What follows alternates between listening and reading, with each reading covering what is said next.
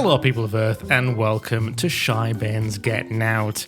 My name's Rob Baines, and I'm joined by my mother, Brenda Baines. Hello. How are you, mother? You all right? I'm very well, thank you. Good. Yeah, very, very well. So what are we talking about today on the podcast? Well, what I'd like to talk about, which probably might not be that interesting, but it might be. You can't start it like that. You can't just start it I'm sorry. 30 seconds in with saying this is not going to be very interesting. No, it is. It's going to be absolutely incredible. Well, films through my lifetime, basically. The power of film. The power of film. The power of film. And my favourite people, some of who are no longer with us. Well, one in particular, obviously. Yeah. When I was younger, we used to go to cinema on a Saturday morning. Yeah. And when was this? Like, what age were you when you first started going to the cinema? Early secondary school, I would say. Is this by yourself or with friends? No. We always went with friends, and it was where the old Odeon is now or was, but it was the ABC cinema. Okay. In Darlington, and the Odeon actually was in Bondgate, where the Majestic is. Yes, I do remember, like, because you can sort of, I don't know if you can see it still now, but there's remnants, or there was remnants of the Odeon sign on the side of it. There was two separate, I went to both, but I also, because of the area of town I lived, I went to the ABC cinema. Yeah. The people of the Odeon and the people of the ABC, they're mixed. They didn't mix now. And there was a song. We are the boys and girls, we're known as the miners of the ABC. And every Saturday we line up to see the films we like and shout aloud with glee. Anyway, I won't go any further. So that you get the gist. Sorry about that. And didn't expect a musical rendition in this podcast, did you? No. So that was what we did. But you used to go, and there used to be a couple of things. I can't actually, my memory's not that good about. There used to be like a couple of things that were serials that sort of followed on. It wasn't the Lone Ranger because that was on telly, but it was sort of something like an ongoing story sort of thing. Yeah, like an ongoing, like a superhero type thing, and it was ongoing. Obviously black and white and whatnot. And then there was the interval, and you got a film. So there was quite a lot on a Saturday morning, but there was also and the Pathé News. Pathé News, you've heard of that, have you? No. Oh, look it up. Pathé News was just telling you what was happening around the world. Because don't forget, we didn't have the internet, we didn't have all the immediate stuff. So Pathé News, it was geared towards kids though, because it was a Saturday morning. It wasn't like adult stuff. It was all to do with what was interesting to us. Yeah. And it was just a great time to get around with your mates. And then after on a Saturday morning, there was a pet shop not far. I know I'm going off the film, but I have to tell you this. And there was a talking parrot in the pet shop.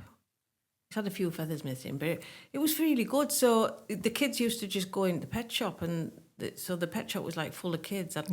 Probably the guy was demented. There was like a sweetie shop, and then there was the pet shop and whatnot. But Saturday morning was like a big thing. And it depending on which end of town you came from. Like, for instance, where I live now, it would have been the Odeon. Of course, yeah. But where we lived then, it's closer to go, down Corporation Road, and there was the bottom. We went from school, we went to, sometimes if you were going out with somebody, A little date. A date. Take, for instance, they weren't really dates, but Yeah. I also remember going out with this lad called Ken Robinson, who was still in Darlington. Yeah. He wouldn't kiss me because I had a bag of cheese and onion crisps, and he didn't like cheese and onion. But anyway, so anyway, back onto the film thing. What was the first film you remember seeing in the cinema? Ooh, when my father was alive, my dad died when I was 10. So when my dad was alive, there was a few cinemas actually. There was one, where that ugly building is at bottom of Gladstone Street. Yeah. There was one sort of not far from there, probably where the ring road is really now. Right. Okay. And I think it was called the Gormont. And I went to see Pirates of Blood River. Oh. I can't remember much of it, but my dad took us to see that. In the 60s, Summer Holiday, Cliff Richard, Right, okay. Blue Hawaii and all the Elvis Presley films, they were all out then, you know, because at the time you were sort of either an Elvis Presley fan or a Cliff Richard fan. Those were the type of films we went to see. As you get older, and then obviously there was that they had films. Yeah. I mean, Elvis Presley, obviously they were all based on the singing and there was a bit of story to it. And you can probably get them on Amazon Prime or whatever now. I suppose just feel good films in a way. Yeah. You know, Elvis Presley did a lot of films. Cliff Richard didn't so much. Didn't realise. But Elvis Presley did loads. Jailhouse Rock. You know, he did Blue Hawaii. He did It Happened at the World's Fair. You wouldn't have that now. No, because there's an emphasis on like music videos and stuff like that, but less sort of need to tell a story. No, I know. To accompany like a music track or something. It was basically to promote him, his music, but his acting skills as well. Okay. The interesting thing about It Happened at the World's Fair, it was filmed. You saw when we went to New York, there was a globe, like a see-through globe. And it was that was part of where it was filmed. Oh, right, okay. So those basically were the type of films that we watched. But I got into Paul Newman, marvellous man. Most of his films I loved. The cinema was actually, it was probably one of the few bits of entertainment you could, because don't forget that we only had a couple of channels on TV. Yeah, it's a big emphasis. That's sort of, there's a bit more emphasis to try and get people to cinemas nowadays. Absolutely. Because of how accessible things are with streaming services and stuff. So there is that fight to get people. So that's why they have to introduce things like, making films 3D or making films, there's some cinemas now that offer some sort of 4D experience. Like, I don't know if they still do it now, but like vibrations. I remember when we first saw the first Deadpool film, we saw it in the Borough. And they had these, I think it was 4DX seats where like the seats would, move a little bit depending on what's happening on the scene or what action's going on. And then there's things like, which I haven't actually been to a cinema with this, but films where the film goes around you. Oh, right. So like you got the main screen, but then also the sides of the screen. There's right. like it's an extension. Not circular, not semicircle or anything. No, it's like just an extension. So the walls are basically screened as well. Oh God. And then you got IMAX as well, which is like a bigger experience. Like they're massive screens. I suppose this is all sort of, in a way, it's come from like Disney. When we went to Disney when you were 9, we went to that thing and watched things, and there was things touching your legs and stuff like that. Can you remember? And water and spray water and that. I'd love to go to is it Las Vegas, the Sphere thing in Las Vegas, where like you've got the Sphere. It's going to get cheap, Las Vegas, because they're losing a lot of visitors. Are they? Yeah, because it's it's going to get cheap because it got expensive, if you know what I mean. Right. Okay. I was actually reading about it because that was one of the 4 cities Dad and I were thinking of planning. Yeah. That's another story for another day. But so I know all about that one because I've watched YouTube on that. Yeah, it's amazing. Like obviously you've got the exterior screen, which is the bit that sort of that yellow emoji type character that's quite famous that you can sort of see when you're flying into Las Vegas, and the experience of the inside where it's just you've got the whole thing around you and the lights are so bright that you feel like you're outside, sort of thing. That's a bit more of the sort of emphasizing the experience of a cinematic experience. So the only thing about Las Vegas is it's in the middle of the desert and there's only really the Grand Canyon. And I don't know. I mean, a lot of people have gone there regularly, but what was the first film you saw with Dad? You might remember this better than me. I don't know. Was it like Butch Cassidy or was it? Because obviously you and Dad love the Butch Cassidy We film. do. We know all the dialogue. No, we'll jump. No, it'll be okay. If the water's deep enough and you don't get squished to death. To be honest, I've got that on a DVD and whatnot. But even when it's on TV, we'll still watch it. Yeah. And it's one of those films. It would be the same as The Sting. It was and they always planned to make another film together. Yeah. Never got around to it. They never found the right script. Yeah. And then of course he died. But he's a lot older than Robert Redford, and Robert Redford's a bit ancient now. Well, he's a bit craggy, isn't he? Yeah. Sorry, Robert. And so, yeah, or He was in Bob a- Redford, as they call him. He was in a Marvel film. Yes. But yeah, I mean, in fact, Paul Newman was the one that got Robert Redford the part in Butch Cassidy and the Sundance Kid. Oh, right, okay, I didn't know that. Yeah. He'd sort of seen him, and he wanted. So he was sort of an unknown. But I think, Redford. which is why Paul Newman one of my favourites, because he's one of those people that was sort of very kind. He was never not like Steve McQueen, who was a bit, you've got more lines than me type of thing. Yeah. He was very. He wanted to bring people on. Yeah. He was very. I've forgotten the word. The word's gone. But Catherine Ross, who starred in that film with Paul Newman, he gave her some of his salary because he didn't feel she was getting paid enough. Right. And she was an unknown as well. Mm-hmm. So that is the Keanu Reeves type person who's very. And he used. I know what you're trying to get, it's sort of, because you do have actors who benevolent and they just want you. They just want the fame. Not the fame, but then you got some actors who are very good scene partners, and the will the generous other with actors on. Generous acting sort of. Yeah. So, and that was him, and most of what you hear of him. I mean, he didn't suffer fools gladly either, but he was never. I don't think he was that confrontational, but I think he made it known if he wasn't. He was quite particular about. He was quite particular about his acting skills and his researching. He didn't like anybody turn. In fact, him and Robert. It was the only thing they fell out over. Robert Redford turns up late, and Paul Newman's always prepared and whatnot. So that was the thing. I know Dad didn't go and see The Sound of Music with me because he hates the film. I made him watch it the other week. And I know all the songs to that as well. I went. That was a school. I remember I was still at secondary school when The Sound of Music came out. I can't remember. I don't think he saw the. Did he see The Exorcist with me? But Dad loves that. Oh my God! I mean, he's terrible even now. I'm better actually than I used to be. With Gone. Yeah, with horror. What I don't like, what I can't. I never choose to watch a horror film. What I can't cope with is tension. I don't like tension. When there's a bit in the movie where you don't know whether they're getting out. I mean, the things like that. I'm not good with tension. I'm not good with fighting. No, because when it comes to tension and things like that, you just start asking me questions if I've seen the film before. Yes, I do. Yeah. And what happens then is will he be all right?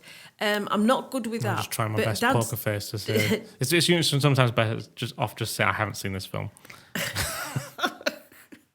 I'm terrible, I know. But the Exorcist at the time, I mean, even now, really. Yeah. Devil Rides Out. There was another film. Right. If you mention it to Dad, he'll get goose pimples and whatnot. Yeah. Things like that. He doesn't like at all. And to be honest, I never used to, but I'm sort of a bit blasé about them. Right. A bit now. It's more sort of excitement and tense things that I'm like on my seat. I'm not good. I'm really not good with it. I'm not. But yeah, Paul Newman's my best ever favourite. Don't go. I mean, as you know, I don't go to the cinema now very much. However, I have to say, now that they've started altering the cinemas and the seats are sort of more staggered. Oh yeah, it's almost like it's much more enjoyable. Yeah. And being a small person, you could always guarantee that I would get somebody about 6'4" in front who's like, like Charlotte's dad. You know how big he is. No, I would get him sat in front of me always. And it's when I go to the theatre as well. I don't think you'd get Vince at the cinema anymore. No, I know. But I always get a person that's sort of not just tall. I don't just mean tall. They're always sort of big blokes as well. And it's always, or even if it's a woman, you can guarantee I'll get the big woman in front of me. The bruiser, the Beulah ball breaker. Yeah. So. There's not that much of a issue now. No. And I used to like going upstairs for that reason because those seats were people still weird when I say, we'll choose like the first few rows. You know, you'd go to the back. What's the point? There's no point now. There's no point. No, there isn't. But always. I suppose it does depend on the cinema, like how high the screen is. Always at the back in the old type cinemas where the seats were the steps. Yes. Now it doesn't really matter where you sit, frankly. No, I like it. I like being in the front because then you've got your whole peripheral is just you're in the scene and there's nothing distracting you in front of you. The first time I went to a cinema like that was with you was it Cardiff? Did we go to a cinema in Cardiff? Don't know. We went to cinema somewhere and it was a similar cinema to that. Right. And then I think the second time would have been to see your film. Yeah. In that setup. Mm-hmm. And then I went to see this is how little I go to the cinema now. Ab Fab with Andrew and Jay. Absolutely fabulous. Oh, right, okay. Yeah, I went to see that. And then... I've never seen many Marvel films, have you, in the cinema? No. There's only one. I think there's only Oh. there's only one I know you've definitely seen in the cinema. Oh, God, Endgame. Oh, that was so traumatic. Yeah. It was so traumatic for me, that, because I didn't know. And do you know what? I would say the feeling in my throat, and I know this sounds very shallow, but the feeling I got in my throat was the same as the feeling when we went down to the original museum of 9/11 before the big museum. Can you remember? Yeah. It was a little... It was 2009, I think. Mm-hmm. We went to New York. Yeah. And it was still a hole in the ground, if you remember. There was still boards all the way around it. Yeah. And just close to it, they'd commandeered it was more like a shop front, I guess. Yeah. And an upstairs. And there was sort of relics and bits and pieces from the 9/11. Mm-hmm. And what they did with I think it was more authentic, because what they did with the new museum is they photographed a lot. Yes. Whereas we saw the actual things. Tangible things and stuff. That had literally just come out the ground. Yeah. And I don't know whether you remember, there was like boxes of tissues everywhere. Yeah. And there was all the original photographs as well Yeah. that people had put. Yeah. And the church still had all the photographs and the ribbons, if you remember. Yeah, yeah. It was right near the church that wasn't destroyed. Now, when you go to the big museum, it's obviously more commercial and whatnot. There's only projections of the photographs. Yeah. Yeah. So rationalising. that was a big... You, me and Dad couldn't speak after we came out of that. Yeah. It was so traumatic. Mm-hmm. And getting back to Endgame, that was how I felt. It was like I had a tennis ball in my throat. Mm-hmm. And I just couldn't cope. I couldn't cope with him going, to be fair. I hope people have seen it. Well, it's... I really couldn't cope. I just thought the Endgame was definitely a cinematic spectacle. Like, it was... it's very difficult for any sort of film to top that because of how much they built. Obviously, and then there was the flaky people. Yeah, well, yeah. And you know, I couldn't. I didn't. That was Infinity War, that one. But I know, but then it was connected, wasn't it? Mm-hmm, and I just couldn't cope with the flaky people either, because I thought, well, what the hell? What's going on with them? Yeah. What did they call it? Feel like what the just the snaps people. The flaky people. Anyway, yeah. So well, I think that's a first for Avengers Endgame being compared to 9/11, but that's fine. Not just in the feeling in me throat. Yeah, okay. that's a first in internet history. But that's me, isn't it? But then I think that's it. Yeah. I tell you what, we did see at the cinema. What did you see at the cinema? Didn't we go to see George Clooney in that film where he hides from people? I can't remember the name of it. No, I don't remember that. Well, maybe I don't know then. What's my favourite film? Your favourite film? Oh, I would say Back to the Future. Mm-hmm. Specifically, do you know which one? I'd have said one. No. Is it not? No, my favourite's two. Yes, because it features. I get that because it features one. We've just watched. Dad and I know it was on TV recently. Again, that's another thing, isn't it? Did you ever see that in the cinema when it first came out? Because we did. We went to see all. I remember we went to see all three on one night. No, I don't think I did. No, we did. Oh, You we can't- did. We did. 'Cause Oh my God, yes, we did. That went- was a long. that was a long night. Yeah, that was because That they did a showing of the trilogy They did.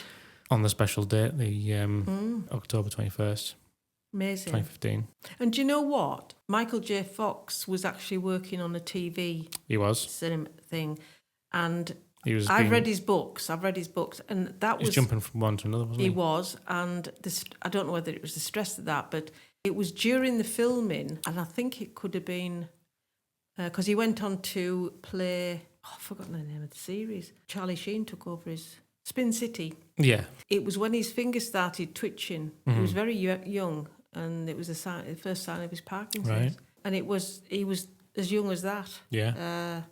I've just watched something with the guy who played his dad about. I just think he spit his dummy out, to be honest. About the fact that he tried to sue them because they portrayed him in two. Oh, right. Yes. Yeah. Is it Crispin Glover? Yeah. Yeah. Yeah, because they actually. Well, they did. They asked him. They did ask. He made some ridiculous demands. He did. From what. And then the non-ethical sort of thing was they used I don't even know this The bit. mask. Yeah, they used the mask of his likeness on the person, That's right. which I can understand that was drawn the line a little bit. Can you? A little bit. I just think get a life, get a grip. I just think, he spat his dummy out. He got $760,000 Yeah. compensation, allegedly. It was still good. It was But still you know, good. at the end It was still a good story. Yeah, but at the end of the day, I think that's the reason they had to put him upside down. Yes, it was. And Otherwise, and from a distance in certain shots. otherwise he would have. Otherwise, he could have. He wanted all this like equal billing and all this, that, and the other, and all these silly demands that he made. Who the hell was he? Michael J. Fox was, and the others were the main people. No, totally, yeah. I can understand why they just said no, and I just think he thinks he's bigger than he is. That was my opinion when I saw him interviewed as well, and he's going mad about the ethical and thing. And I'm just thinking, get a life, I just feel that the story would have focused a little bit better on him. Yeah. And obviously they had to change him by tipping him upside down and whatnot. Yeah, but it sort of created that incentive in the alternate universe. Yes, it did, but I think the story could have gone a slightly different way and focused. As an actor, he could have played a better part. In that, had he not been so. Yeah. It had his ego not got in the way, and it didn't do him any favors in the end. No, it didn't. He could have been a bigger star.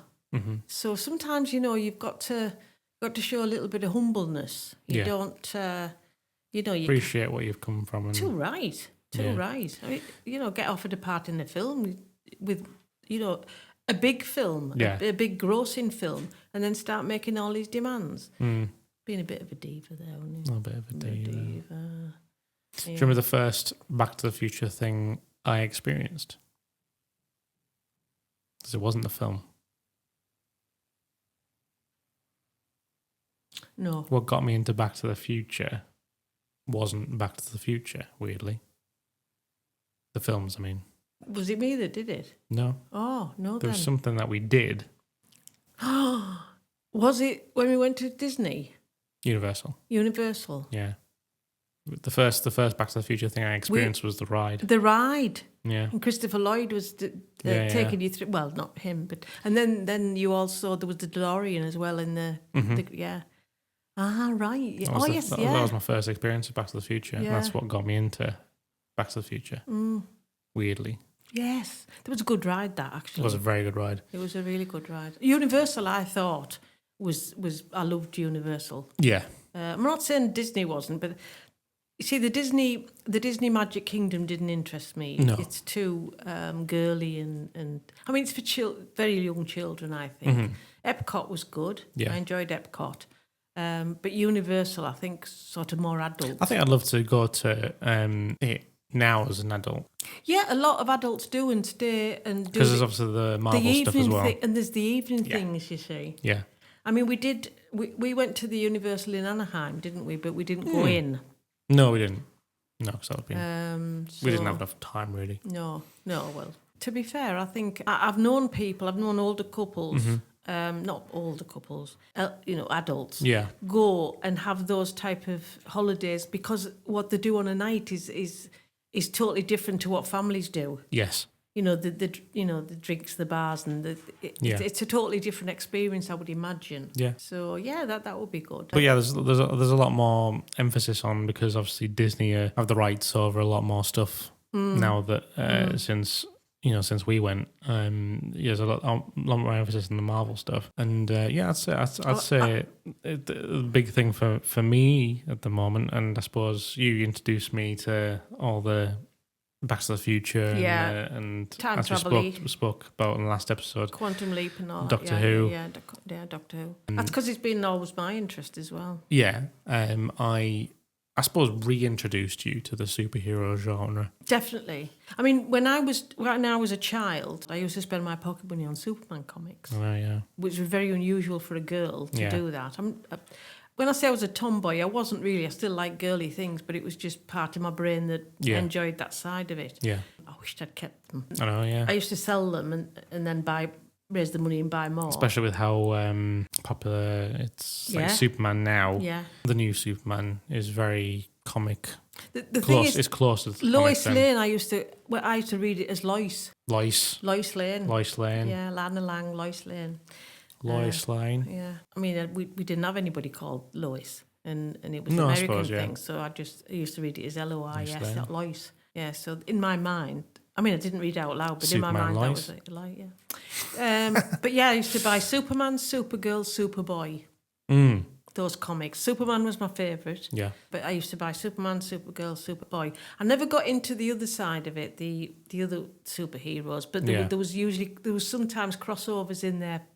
Magazines, but I used to go down to the newsagents down the road down our street, and she said, "No, we haven't got anything else in now," and she knew, and then she used to say, "There's a new one in," and it was, I think there were 1 and 3pence, which is 7.5p now. Whereas now the comic books, when you go to Comic Cons and stuff, comic books range from £1 to 100. Depending on if I had the original ones, but I used to sell them in a jumble sale outside the back lane, so that I could raise money to buy some more. I loved them. Nice. I absolutely loved them. Loved all the stories and Lex Luthor and all that, and I knew it all. There was only one thing that used to confuse me. There was a character in it, and you had to get him to say his name backwards. He did feature in some of the Supergirl episodes. But you can't pronounce it. It's like X, Y, Z. Yeah. Yes, he did feature in a Supergirl story. Did he? Mm-hmm. And you had to get him to say his name backwards for him to disappear. Yeah. And that was always the worst thing, because I used to sort of just look at it as jumble of letters. I didn't even try and sort of... No.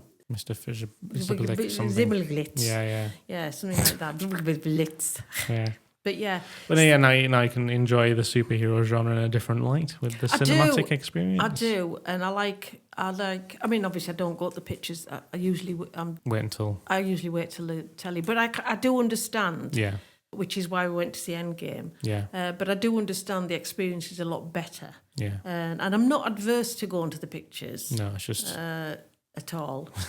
But and I have got the comfort of your own home. I do. Yeah. I do. Being able to stop it and go and get a drink and that. I think the Avengers films probably will get you to the cinema. The big spectacle, like the big ones that everything coming together. I think those are good ones to go to the cinema too. Yeah. And I like Deadpool. Deadpool's great. I love Deadpool, except the bit I didn't like the ones with the little arms bit. There's always a bit like that. I know, it freaks me out.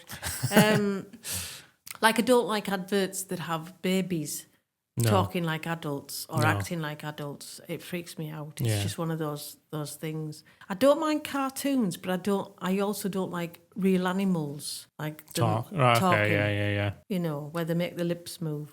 There's all sorts of that now. With, I know. I don't like it. I don't like it. I'm not there. You're not in that crowd. No. And there's some animatronics when I see how they do. I don't mean them when they make them look like people properly.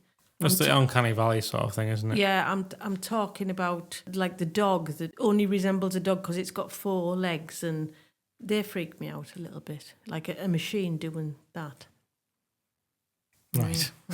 So yeah. So back to films. The film, no, Paul Newman. I'll still watch anything. Yeah. My sister once said he'd watch a bug crawling up his nose if Paul Newman was in the film. I suppose I would, because I just love the man. The man, you know, Paul Newman's own sauces. I'll have to bring one next. As a sponsor. Newman's own sauces. Fabulous. I tried his Chipotle. Is it Chipotle or Chipotle? What is it? It's neither of them. What is it? Chipotle. Chipotle, right. I tried his Chipotle. It's a sauce you can use it as a sauce or a dip. It's quite thick. Mm-hmm. Oh my God. It is. I've got some at home. It is the dog's kahunas. It is gorgeous. Newman's Own. Well, on that note, on that almost sponsored segment, if we could be sponsored, then that's probably the sponsor that my mum will be looking for. I think that's all we've got time for on this episode. Oh, is it? It is. That's gone quick, hasn't gone quick. It always does. Yeah, it's gone quick. So I think I've run through my films. Yeah. I always look out. Can I just say, I always look out for certain actors. Yeah. When I'm looking for a film on TV, I think there's certain actors that you always know you're going to get a good film. Yes. You know, Denzel. Yeah. Morgan Freeman. Well, they're always very particular as well with what they're getting. Yeah. Sometimes there's some actors there don't do it for the money. There's some actors that do it for the money. I mean, sometimes your favourite actors make some lousy films, but you only realise when you've been half an hour into it, it's not going. It's not going anywhere. No. But yeah, I think there's certain actors. Liam Neeson, you always know you're going to get a bit of an action with him. So there's always certain actors that you can rely on. Yes. For a certain genre of film, but a certain type of film if you're in that mood for it. Yeah. So so that's it. Thank you very much for this episode. It's been a good one talking about film. Next time, we're going to be talking a little bit about our road trips. Road trips, yeah. And those have been good. Yeah. I've enjoyed But that. you'll find out in the next episode. Road trips. Until then, we'll see you later. Bye. Bye-bye.